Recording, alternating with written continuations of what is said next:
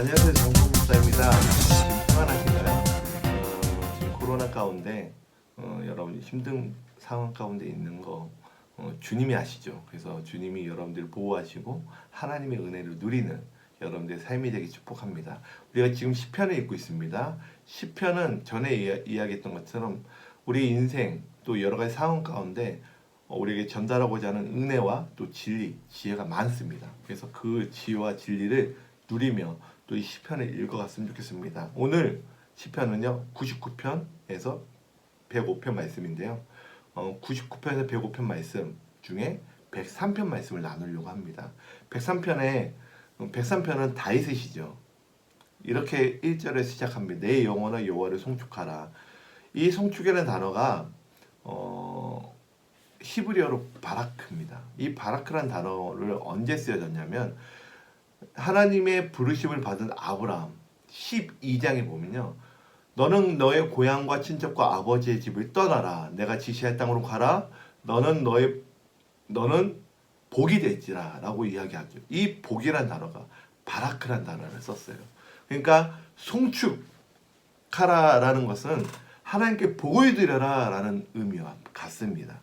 그러니까 하나님께 복을 드려야 될 이유가 있는 것이죠. 그리고 이 바라크란 단어가 이제 뭐 복이란 단어로 해석하기도 하지만 이제 무릎을 꿇다라는 의미도 갖고 있습니다. 그러니까 무릎을 꿇고 예배하다. 그러니까 이 바라크란 단어를 쓴 이유가 있겠죠. 왜냐하면 하나님께서 주신 복이 무엇인지 아는 사람만이 이제 바라크 할 수 있습니다. 송축할 수 있는 것이죠. 우리가 예배해야 될 이유 바라크한 것입니다. 송축. 그러니까 영어로도요. bless the Lord라고 되어 있습니다. 그러니까 하나님께 복을 한 거예요. 하나님을 축복하는 거예요. 그러니까 축복하다라는 단어는 되게 어색하죠. 왜냐면 하나님을 우리가 어떻게 축복합니까? 그러니까 축복이라는 단어는 하나님께 쓰일 수 없습니다. 그러나 이런 거 있죠. 하나님께 받은 복을 하나님께 드린다. 송축이라는 단어가 바로 그렇습니다. 다윗이 왜 송축해야 될까요? 그러니까 1절에서 내 영혼아 여호와를 송축하라. 22절 마지막 절에서 또 내 영혼아 여호와를 송축하라. 똑같은 문장을 쓰고 있습니다. 이건 뭐냐면 A를 이야기하고 L을 이야기하나요? 그러면서 가운데 B를 이야기합니다. 이 B는 뭐냐면 A에 관련된 이야기를 나열하고 있는 거예요. 그러니까 이런 거죠. 이 103편 말씀은 내 영혼아 여호와를 송축하라. 그 이유는 무엇인가 쭉쭉쭉 나열하고 있는 것입니다. 이제 다윗이 깨달은 지혜, 다윗이 깨달은 은혜들을 하나님께 받은 복들을 이야기하고 있는 것입니다.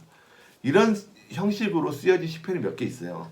예를 들면 시편 8편에 여호와 우리 주여 주의 이름이 온 땅에 어찌 그리 아름다운지요. 1절 또 마지막 절에서도 똑같이 씁니다.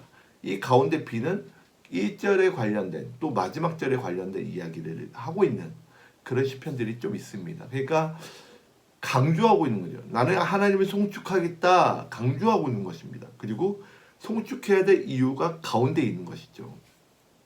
그래서 2절부터 21절까지 있는데 2절에서 이렇게 이야기하고 있습니다. 그의 모든 은택을 잊지 말라. 은택이라는 단어가 뭐냐면 혜택이라는 단어예요. 그러니까 사실 은택이라는 단어를 저는 잘 해석한 거라 생각합니다. 뭐 다른 번역에서 은혜 뭐 여러 가지 단어로 써 있지만 은택이라는 단어는 굉장히 소중한 것 같아요. 그래서 은택이 뭐냐면 혜택이라는 단어예요. 혜택은 누가 누릴 수 있는 걸까요? 예를 들면 대통령, 뭐 높은 고관과 관련된 적어도 연락처가 있고 연락할 수 있는 또 친한 사람들이 또 자녀들이 누릴 수 있는 것이죠. 그러니까 다윗은 알았어요. 하나님께서 함께 하니까 하나님께서 주시는 은혜가 많다라는 것, 누리는 혜택이 많다라는 것을, 하나님을 떠난 사람들은 그 혜택을 누릴 수 없다라는 것을 다윗은 알았습니다. 하나님께서 주신 혜택은요, 누구나 누릴 수 있지만, 하나님께 나아가는 누구나 누릴 수 있지만 아무나 누릴 수 있는 것은 아닙니다. 다윗은 그것을 알고 있었습니다.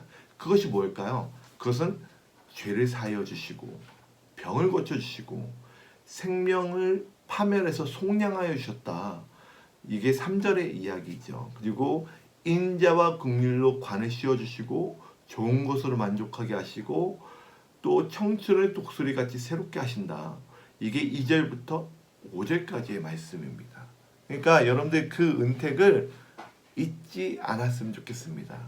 하나님을 예배해야 될 이유, 또 하나님을 예배할 때에 예배하기 전에 우리가 다시 점검해야 될 것은 뭐냐면 하나님께서 주신 은택을 기억하고 있는가, 그것을 품고 있는가, 그것을 품고 감사함으로 하나님께 그 복을 드리고 있는가, 그것을 알았으면 좋겠습니다. 그리고 8절 말씀에 이렇게 이야기하고 있습니다. 여호와는 긍휼이 많으시고 은혜로우시며 노하기를 더디하시고 인자하심이 풍부하다라고 이야기하고 있습니다. 하나님의 성품을 이야기하고 있네요. 7절 말씀에 그의 행위를 모세에게, 그의 행사를 이스라엘 자손에게. 그러니까 이거는 뭐냐면 모세를 거론하고 있네요. 모세 때부터 하나님께서 행하신 일들이 있다라는 것이죠. 출애굽, 10가지 재앙, 그리고 광야 가운데 하나님께서 함께 하셔서 다른 민족들 가운데 특별한 하나님의 은혜를 누린 것들, 그것들을 이야기하고 있습니다. 그러면서 하나님의 성품을 노래하고 있는데 노를 영원히 품지 않으신다. 죄를 따라 처벌하지 않으신다. 하나님을 순종하는 자에게 인자심이 크다. 9절에서 11절까지 이야기하고 있습니다. 또 동이서에서 먼 것같이 죄가를 멀리하셨고 아버지가 자식을 긍휼히 여긴 같이 경외한 자를 긍휼히 여기신다. 이게 12절부터 13절까지입니다. 그러니까 하나님이 어떻게 자기 자녀들을, 자기 백성들을 이끄시고 혜택을 누리게 하셨나, 그것을 노래하고 있습니다. 그리고 14절부터 19절까지 인간의 유한함을 이야기하고 있는데요. 14절에 이렇게 이야기하고 있네요. 그가 우리의 체질을 아신다. 우리가 단지 먼지뿐임을 기억하신다. 먼지가 무엇인가요? 바람에 날리면 사라지는 것이에요. 자, 그래서 15절에 이렇게 이야기하고 있습니다. 그날이 풀과 같으며 그 영화가 들의 꽃과 같다. 그것은 바람이 지나가면 없어지나니 그 있던 자리도 다시 알지 못하거니와. 인간이 그렇습니다. 바람이 지나면 사라지는 존재가 바로 인간. 이거는 인간의 유한한 존재임을 이야기하고 있죠. 그러나 대조하고 있습니다. 여호와의 인자하심은 어떤 것인가? 17절에 영원부터 영원까지 이른다. 그러니까 인간은 유한하지만 여호와의 인자하심은 영원하다. 그러니까 무엇을 의지할 것인가? 그 유한한 인간을 의지할 것인가? 아니면 영원한 하나님의 인자하심을 의지할 것인가? 이렇게 이야기하고 있습니다. 하나님은 언약을 지키시고 그의 법도를 기억하여 행하는 자에게 영원한 인자하심을 베푸신다. 이렇게 이야기하고 있습니다. 그러니까 17절에서 19절까지는 하나님의 영원성, 그리고 14절에서 16절까지는 인간의 유한함 대조하고 있죠. 그것을 보시고 정말 우리가 어떠한 존재인가, 하나님 앞에서 어떠한 존재인가 깨닫고 하나님을 예배하는 예배자가 됐으면 좋겠습니다. 자, 20절에서 22절까지 말씀인데요. 송축해야 될 대상이 무엇인가? 자, 20절에 여호와의 말씀을 행하며 소리를 듣는 천사들, 또 21절에 수종을 들며 뜻을 행하는 천군들, 또 22절에 지으심을 받고 다스리는 모든 것에 있는 너희.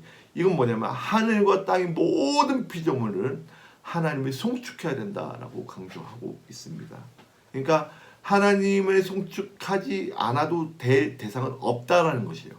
하나님을 송축해야 된다. 모든 피조물들은 송축해야 된다라고 강조하고 있습니다. 여기서 핵심은 뭐냐면 우리가 예배를 하죠. 여러분들 하나님을 예배하는 예배자인 줄 믿습니다. 그렇다고 한다면 예배해야 될 이유가 무엇인가요?